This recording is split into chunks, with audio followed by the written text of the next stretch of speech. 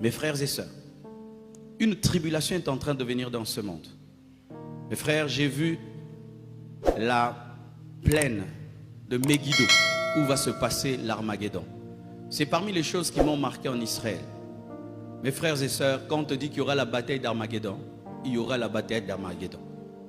La bataille d'Armageddon aura lieu dans une plaine qu'on appelle Megiddo. C'est une plaine, alors je vous dis, grande alors de grande et de grande. Et les Juifs qui construisent partout se sont arrangés à ne pas construire là. Pourquoi? Ils savent qu'il y aura une guerre. Ils lisent les prophéties. Et ils disent que ça ne sert à rien de construire là. Si on construit, ça sera détruit. Ils ont laissé cette vallée comme un terrain qui attend un combat. C'est là que les armées de l'Antichrist viendront combattre Israël et la moitié d'Israël périra. Et ils vont crier vers Jésus. Et Jésus reviendra avec les enlevés. Ils devront crier vers celui qu'ils ont percé. Tu as reçu les deux témoins, les deux espions, la parole et le Saint-Esprit. Tu as cru au fil cramoisi, tu as cru au sang de Jésus. Voici une chose que tu dois faire. Reste dans la maison. Reste dans la maison.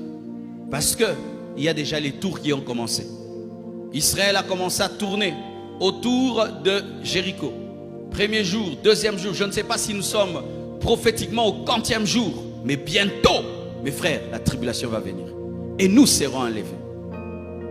Ouvrez vos yeux, mes frères et sœurs. Le monde est prêt pour recevoir l'Antichrist. Et si le monde est prêt pour recevoir l'Antichrist, sachez que le Christ viendra avant l'Antichrist pour que son Église ne subisse pas l'Antichrist. Restez dans la maison. Restez dans la maison. Restez sous le sang de Jésus. Restez sous la grâce de Dieu. Restez fidèles à la parole et au Saint-Esprit. Demeurez, mes frères, demeurez. Ce n'est pas le moment d'abandonner Dieu. Ce n'est pas le moment d'abandonner Dieu. Imagine que Rahab, au premier tour, est resté dans la maison. Deuxième, sixième tour, et dit, je m'ennuie, je sors. Le feu allait tomber sur Jéricho. Elle allait périr. Et celles qui sont restées dans la maison, grâce à elle, allaient être sauvées. Comme toi. Tu as amené beaucoup de gens à Dieu, mais c'est toi qui quittes Jésus, vraiment. Tu as amené beaucoup de gens dans cette église, mais tu es en train d'abandonner la foi.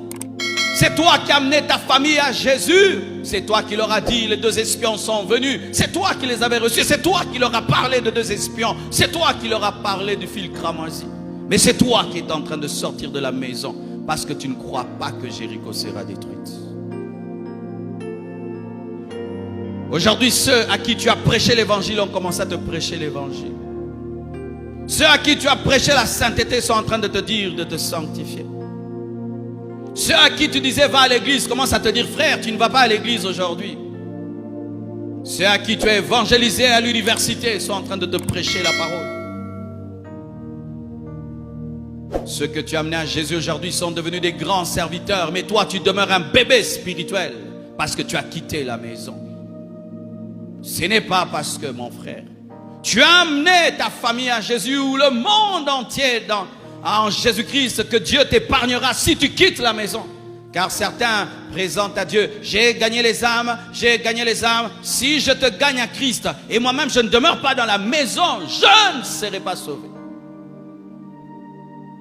Tu peux gagner le monde entier, faire une croisade qui gagne le monde entier. Mais si toi qui as gagné le monde entier, tu ne demeures pas, eh bien, tu as fait du bénévolat pour Dieu. C'est pourquoi Paul dit que je traite durement mon corps de peur d'avoir prêché aux autres que je sois moi-même disqualifié. Si je te gagne à Christ et moi j'abandonne Christ, je n'aurai aucune récompense. Faites très attention. Faites très attention. Demeurez dans les choses que vous avez enseignées aux autres. Demeurez dans les choses que vous avez prêchées aux autres. Demeurez dans les choses que vous avez présentées aux autres. Faites très attention. Au travers de Moïse, Dieu a révélé une chose, qui n'a pas de chéri. Il n'a pas de chouchou. Malgré que le grand Moïse est celui qui a sorti Israël de l'Égypte, il lui a dit tu n'entres pas. Ce n'est pas parce que tu as amené des hommes à Dieu. Ce n'est pas parce que tu as aidé les gens à connaître Dieu et entrer dans la maison qui a le fil cramoisi que toi tu as le droit de sortir te promener. Lorsque les anges descendront pour effondrer la muraille de Jéricho, si tu n'es pas à l'endroit, tu mourras. Ainsi vous comprenez mes frères, que nous ne sommes pas sauvés par nous-mêmes, nous sommes sauvés par notre position en Christ. Nous sommes sauvés par notre position en Christ. Tu dois être au lieu où le jugement ne tombe pas. Et le seul lieu où le jugement ne tombe pas, c'est Jésus. Tu n'es pas en Jésus, le jugement de Dieu t'abattra. Quelle que soit ta religion, et ta sainteté. Ce n'est qu'en Christ que l'homme peut être sauvé. Et je vous assure, mes frères, tous les signes avant-coureurs de l'enlèvement sont là devant nous. Si les hommes au temps de Paul pouvaient douter, nous les hommes modernes, on ne peut pas douter. On ne peut pas douter. Regardez comment le monde est devenu un village. Avant, lorsqu'on lisait les prophéties, on disait: comment un homme pourra-t-il empêcher de vendre et d'acheter sans avoir sa marque? Mais aujourd'hui, c'est vraiment vrai, hein? Regardez, nous ont dit Corona, Corona, Corona. Ok, vaccin, vaccin, vaccin. Du coup, la boue, il n'y a plus de vaccin. Il a disparu le Corona. Tout d'un coup, on voyage, on ne demande plus rien. Donc, par décret, on dit Corona disparaît. Donc, c'est une maladie politique. Mais ils ont fait un test grandeur nature. Ils ont fait un test. Ils ont testé une chose, qu'il est possible de diriger l'homme en l'effrayant.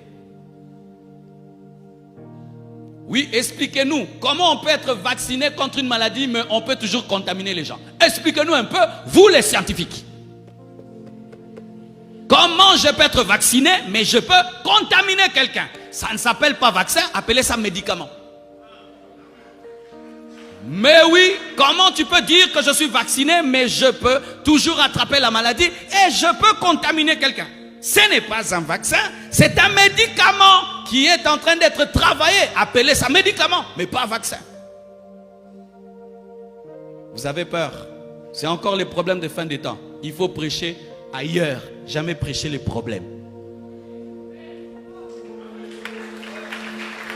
Il faut prêcher, mais jamais toucher aux vrais problèmes. C'est ça. On veut qu'on lise la Bible, mais qu'on parle jamais de la part de Dieu.